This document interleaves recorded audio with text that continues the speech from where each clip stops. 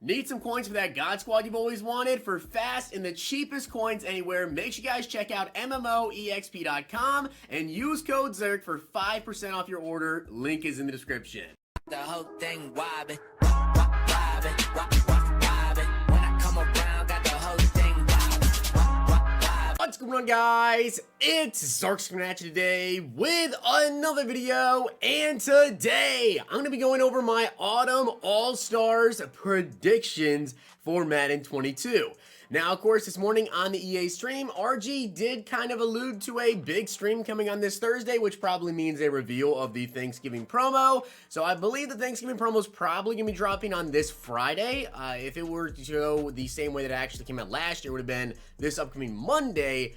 But it kind of seems like it's going to be on Friday. So I want to get these prediction videos out to you guys. I'm going to explain the Autumn All-Stars really quickly. If you guys want to see a video on the entire promo, though, what we got last year, that's already up on the channel. Now, I do want to give a shout out to Raekwon Cole for being part of the Noti Gang. If you guys want a chance to shout out in the next video, drop a like in the vid. Make sure you guys are subs to the channel, turn notification bell on, and comment down below Noti Gang. But for those guys that don't know about Autumn All-Stars, what exactly are they? Well, it's usually in the game every single year with the Thanksgiving Day promo, and it's from players that actually are going to be playing on Thanksgiving Day. And they usually have some sort of objectives to get done to increase in overall. Now, last year they were 91s, and they could go up to 93 if they completed both their goals. If only one, they went up to 92. If both, up to 93. And of course, it's big because that allows you to make some investments in some of these guys. Like last year, Marquise Brown, he actually hit both of his goals of 60 plus receiving and 1 touchdown. So he went up to 93 overall with 94 speed.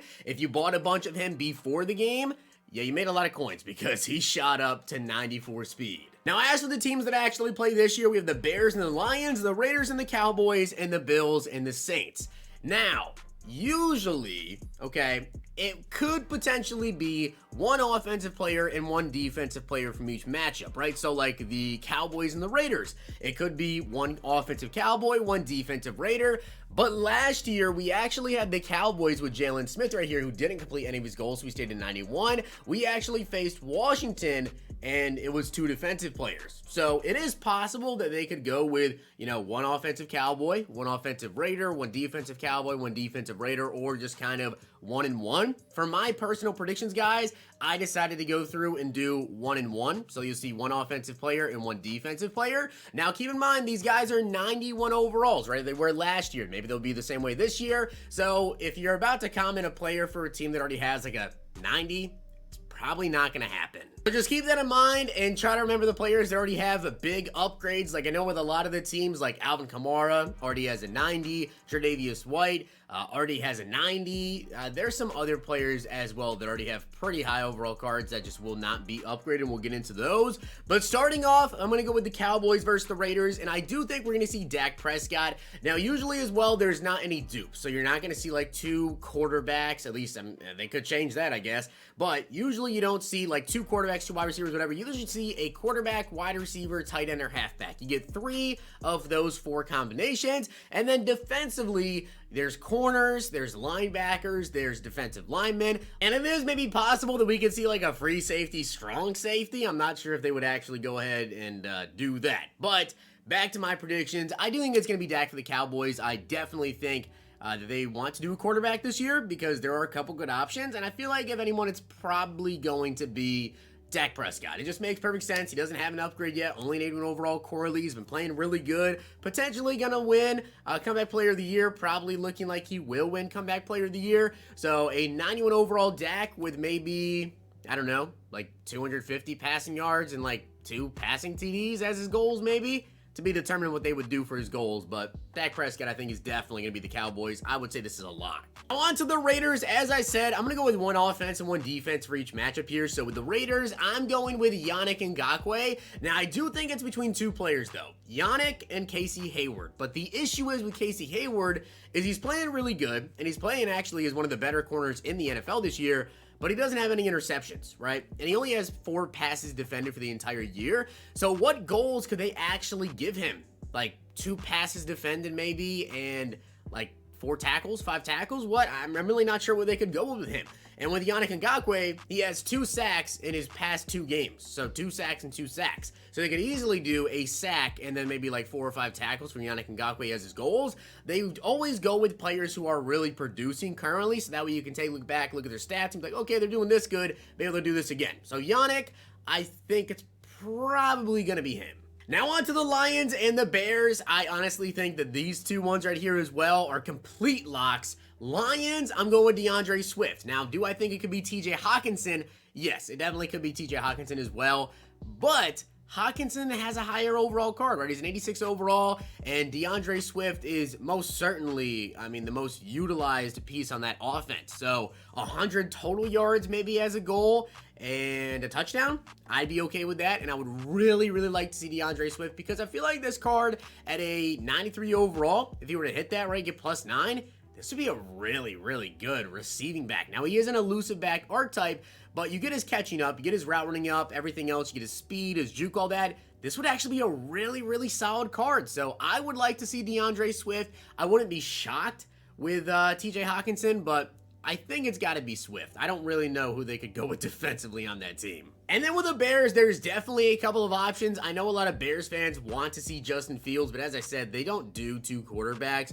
And Dak actually has a lower overall card right now than Justin Fields, so I think it's going to definitely be Dak Prescott for the QB. And I think we're going to see Roquan Smith for the Bears. Now, could it be Khalil Mack?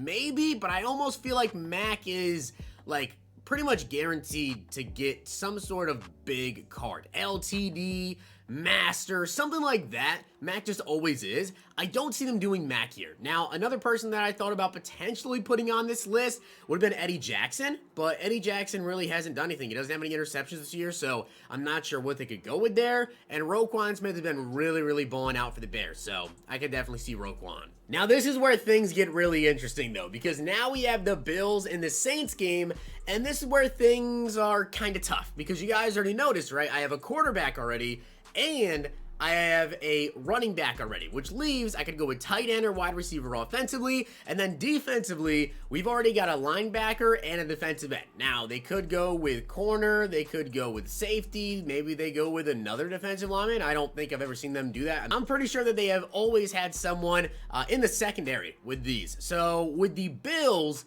you have to think it's going to be offensive, right? Because who are they going to go with the Saints on offense? Alvin already has a 90 overall card. I'm going to give Trevor Siemian the card, and wide receiver-wise, I don't really think they would go with anybody there. So I don't think it's going to be offensive for the Saints. I definitely think it's going to be defensive. And with the Bills, we already have Stephon Diggs with a card, a big card. We already have Cole Beasley, just got a veteran.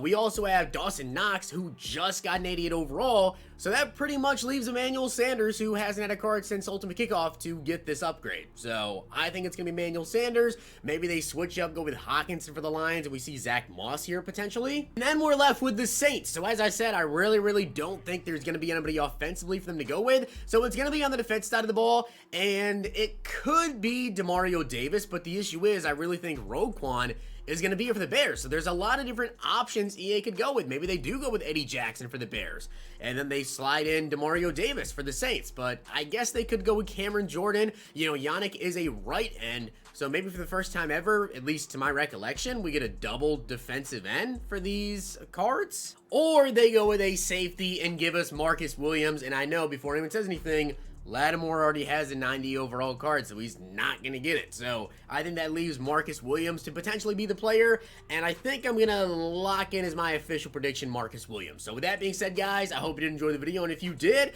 make sure you guys drop a like in the video, and of course hit that sub button down below. Let me know what you guys think about my predictions, and what players you think we will see. Hope you guys enjoyed. See you guys next time.